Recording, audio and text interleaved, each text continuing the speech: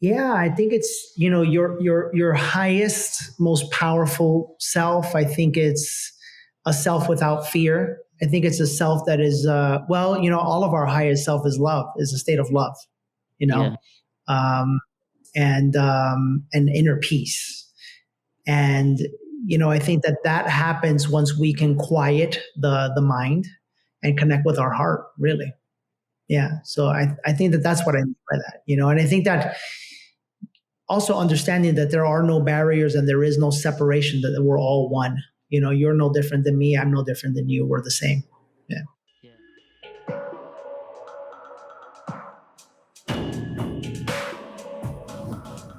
Hey everyone, I'm so excited about today's episode, and I so much love the guest we'll be having on the show today. Before I introduce the guest, I would love to say a little about him. He built a $1.1 billion real estate business.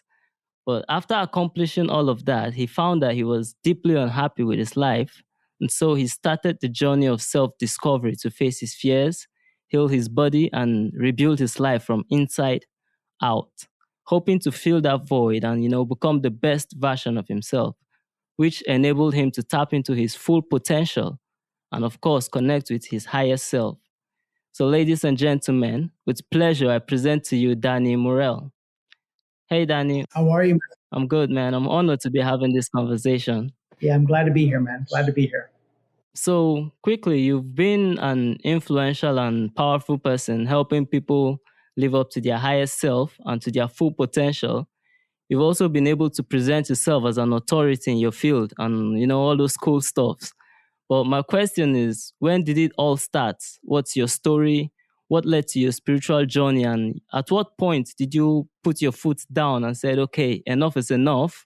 And then decided to, put an end to your suffering and face your fears in the pursuit of freedom? Yeah, I think that started back when I was 18 years old or so. We were living in poverty. Here in the U.S., we had there's something called welfare, where the government basically pays for you to be able to provide your own living. And I didn't like that. And we lived in a little apartment, and it just didn't make me happy anymore. And so I wanted to buy my mother and my brothers a house. And I just realized really quickly that there was no one coming to save me, or no one coming to rescue me, that if anyone was going to do it, it was going to be me. And that was the moment, I think, that it all happened for me. Interesting. So, how were you able to maintain this newly found power and then build on it? You mean in terms of my spiritual journey? Yeah, your spiritual journey. Yeah, I think it's always a process. It's interesting. Like, as we're sitting here today, I'm going through a process right now where there's some things that I want to speak about, and yet I don't know that I feel too comfortable speaking about them. And so, it's like, kind of like, on one side, there's a part of you that says, do it, and then there's another part of you that says, don't do it, type of deal. And so I think it's always a process, but I think, mainly you have to stay connected with yourself, with Mother Earth, and with Father God. I think it's those three things, and you can do that by making sure that you are meditating. That you're praying, that you're breathing, that you always return to your breath, that you're going for walks and you're enjoying Mother Nature. And I think as long as you do that, the answer will always be within you. Personally, I've also found that those things have helped me. It's the whole, as humans, the whole situation we face whereby you still have to like go out and try to figure things out, make a living and stuff like that. Yeah, It's always important to come back and reconnect with yourself and with nature so as to stay grounded and all of those things. You know, um, I haven't journaled in quite a while. And then this morning when I journaled, it's made me realize how much I've been out of touch with myself. mm, I had to like come back, I had to slow down, I had to take a break from all of the whole activities. And, I really had to ask myself, okay, so far so good. This is what you've done. Are you in alignment with yourself? I had to journal, I had to do all of this breath work, meditation. And then there was this clarity that came afterwards. And I think, yeah, just like you said, doing all of those things, it helps us amplify and, build upon our power. for sure. Absolutely. Yeah. So Yeah, on your journey, are there resources or, articles, books, videos, a person? Are there resources that have helped you on this journey to becoming your highest self? Yeah, I think of two. I don't know about videos or books. I think of people. I think of I have a spiritual mentor. His name is Jesse, and he's been there for me, all along when moments have gotten pretty difficult for me. And then another friend of mine named Victoria that has done the same for me. And I think some of the resources that we need are in people. There's beautiful people out there that may have gone through what it is that you're going through that can help you and guide you. I really don't even, for a while there, I read a lot of books. I don't even read too many books anymore, to be honest with you. All the knowledge that I need, I pull it from God. I pull it from nature. So yeah, or from people. Yeah, yeah, I totally agree with that. By the way, I didn't say don't read books. It's just where I'm at in my journey. That's kind of what's happening for me, right? Yeah, yeah, I totally understand that. I read somewhere, forgotten who said so, but he was like, at some point in your life, you got to stop reading books and then you have to start writing your own book. You have to stop seeking knowledge from outside of you and then you have to start living from within. That's right. And yeah, concerning people, I believe our greatest resources are people. And being present in the moment and being appreciative of or conscious of everyone in our lives, there's always a lesson for us to learn if only we could connect to that.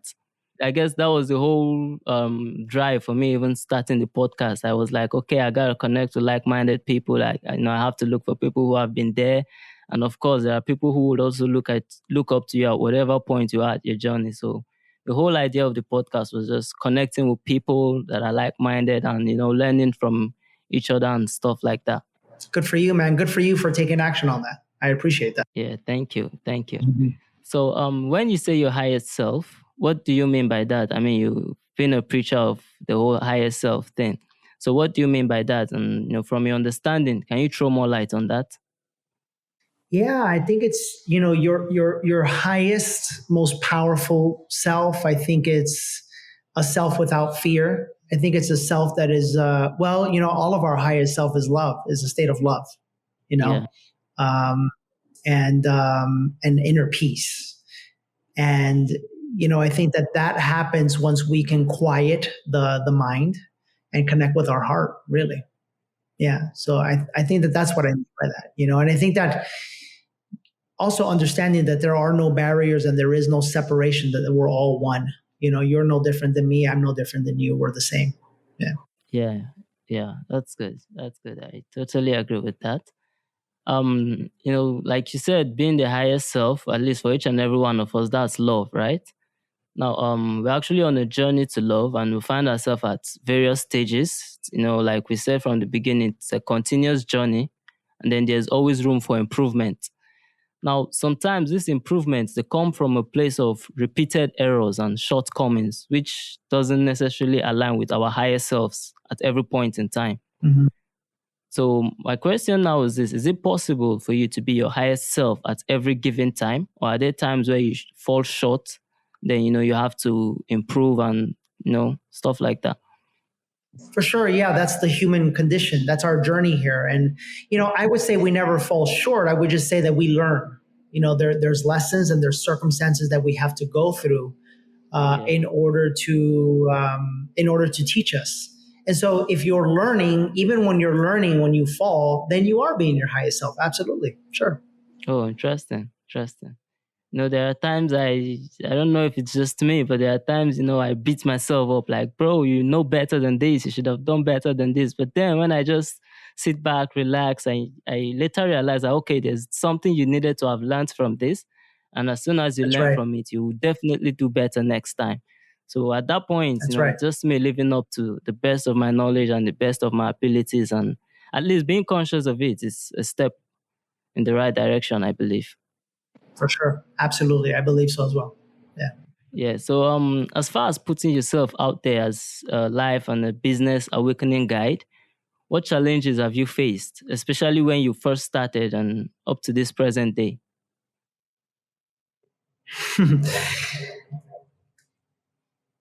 That's an interesting question. And it's an interesting question because I don't really like to think of challenges, to be honest with you. I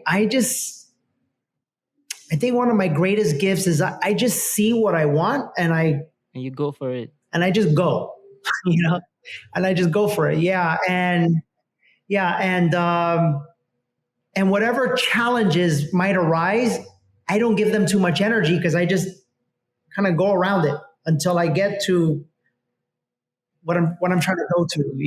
Yeah, yeah. So you just see them as stepping stones. That's yeah, and a lesson, a part of my growth, part of my journey, and that's why I say things to people like, in all circumstances, whether they're good or maybe even bad, there's a gift in them. And if you can look for the gift, then you will find out why it happened or why you had to go through it, because there's a gift for you. And so I really I know that to be true. Yeah, that's true. That's true. That's true. Yeah. Okay, so speaking of healing, you've spoken about healing. You've spoken about healing yourself and your inward journey to self-discovery and healing your body and all of those things. So what would you say from your experience is the importance of healing to every individual, and how then can one heal his body, mind, and soul and then maintain that alignment between all three of them? Yeah, that's a great question. I think there's two frames of thought. I think there's like the basics, right? The Okay. basics are starting a meditation practice. And for anyone that has a difficult time with that, all meditation is just quieting the mind, learning to quiet the mind and learning to sit in silence with yourself. Really, I think that's one. And that's something that anybody can and should do. The second is breathing, breath work, something as simple as an inhale of 4 seconds, a hold of 4 seconds, an exhale of 4 seconds, a hold of 4 seconds. That breathing pattern and routine, and you repeat that 4 or 5 times, and it's like, man, it just completely clears your mind and it does wonders for you, and it just kind of recenters and regrounds you, right? So that's the second one, is breathing. The third one that's been a very big one for me is like hydrotherapy. It's jumping in. Our body gets so used to comfort, so we get so used to taking a shower in hot or warm water, and then all of a sudden you change it up and you take a shower in cold water. And that's something that I'm now doing every single day, is that hydrotherapy. And it's interesting because I recently just took a trip to Colombia, and there was no option. There was no hot water. There was just cold water, and you just get used to it. You just literally just get used to it. Yeah. And then on the other side of that, there's plant medicine. There's ayahuasca, there's psilocybin mushrooms, there's Cambo, Bufo is a new one that I just heard of. But yeah, these are the plants that are available to us as well to help us and to guide us. Okay, interesting. Now, speaking of plants, especially with the whole geographical location difference and all of that, I'm not sure if some of those plants will be available here in Africa, and even if they are, I mean, how do I identify, okay, this plant is good for me? How do I identify this is what I need to take? And stuff like that, because I've been considering mushrooms for a while now. Yeah, yeah. Well, I'll tell you, they all have different energies, and so one is like a masculine energy, one is a more feminine energy. For example, like mushrooms is to help with your subconscious belief systems. Ayahuasca is deep heart and soul work, at least in my experience with her. So yeah, I would say for that, definitely reach out to somebody in your area who specializes in it, and there will always be somebody there. Just to track that person, just call that person in, and they'll show up in your life for sure. Good. Yeah. Yeah, so for someone who wants to begin their journey of being their highest self, although you've just told us the 4 steps, the whole breath work, meditation, and all of that. So I believe that should be the starting point, right? I think that's it. That and walking and connecting in nature every day. Yeah. All right. Interesting. Yeah. Interesting. So personally, what practices do you engage in, to expand your awareness of the spiritual and then to remain your highest self? Everything I just told you. Everything I just told you. Yeah, you see, that's the thing, is that it's not like it's available to all of us. It's available to all of us. We just have to do it. And I mean, I will say there's some people that meditate for like 50 minutes, an hour, or whatever. Though I've done those, I don't do them as long as maybe I should. I still run a business. I'm a father. Sometimes I catch myself a little bit occupied, but at least a good 10, 15 minutes, 20 minutes or so. It changes everything. Changes everything. Yeah, true. I agree with that. I agree with that. Yeah. So going to the whole idea of abundance. No, that's one of my favorite words. Yeah.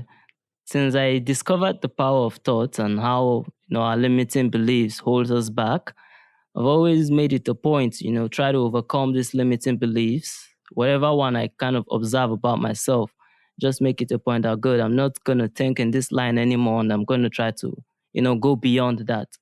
So, in your experience, how can one identify these limiting beliefs? And then once you've successfully identified them, how can you go about reprogramming the mind, with the new beliefs to support your higher self?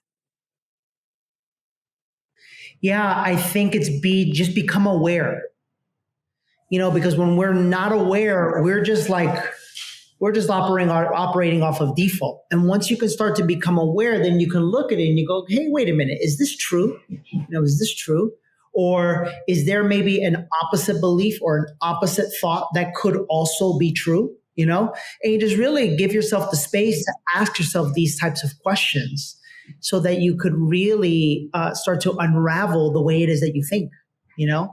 And I think once you do that, then you can really find and discover, the true peace that you're looking for. So I think that's the first fundamental step for everybody, is just be aware.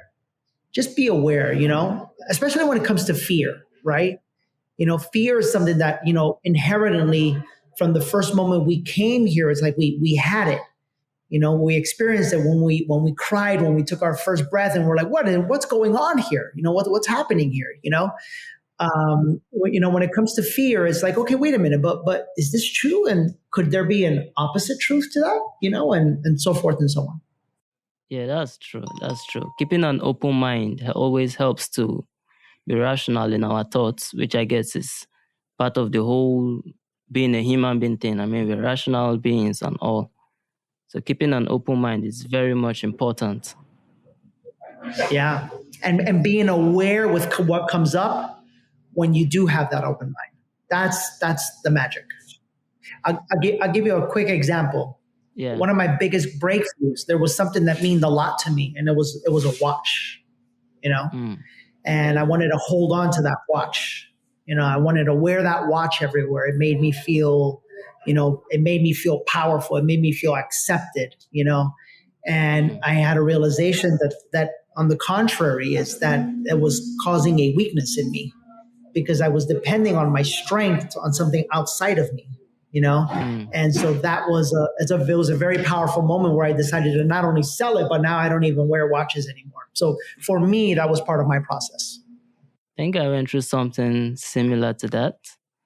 Yeah. Growing up, I had this interest in music and being a rapper and all. The status quo is to wear all those fancy watches, the chains, the glasses, and all of those things. But at some point, Right. naturally, I just stopped associating or identifying with them anymore. I don't need them to feel validated. There you go. And I mean, up to date, some people who knew me then were like, "Yo, bro, come on! Back then, you were this fancy, flashy guy. What happened to you now?" And I'm like, well, I don't know. I no longer identify with these things, so I don't necessarily need them anymore. I was the same exact way. I think it's interesting the way once you discover life outside of the whole human limitation, once you discover that there's a supernatural aspect of life and then you're connected with the divine, it's magical how everything just changes. And, there's this peace and contentment and happiness. And most importantly, the love you have inside of you. Right. Absolutely. Now to the topic of love, which is the aim and the entire idea behind this podcast. What do you think of love and spirituality? Hmm. I think that the only way to really discover what love is through a spiritual journey, a spiritual journey of self connection, and a spiritual journey of healing, and a spiritual journey of truly opening yourself to God, and to the source of that love. And I say that not the God that is not a God that is told to you or that you read about, one that you go and you discover on your own. Yeah, That's what comes to mind yeah. to me. I saw a quote some time ago that in order to discover the God that Mhm. made man, you first of all have to let go of the God that man made. I love that. Yeah, I so love that. there's always this Yeah, I belief love of God being an external person and based on what we're told and based on what the society believe him to be. And personally, if you don't break out of that that. Right. illusion, I think there's absolutely no way to reconnect with the God that truly made man. The entire journey, at least my own journey, has just been so much about love. I got to understand that indeed we're all made out of love and we're also sustained as a result of love. So I just made it a point that, you know what? I need more love in my life, man.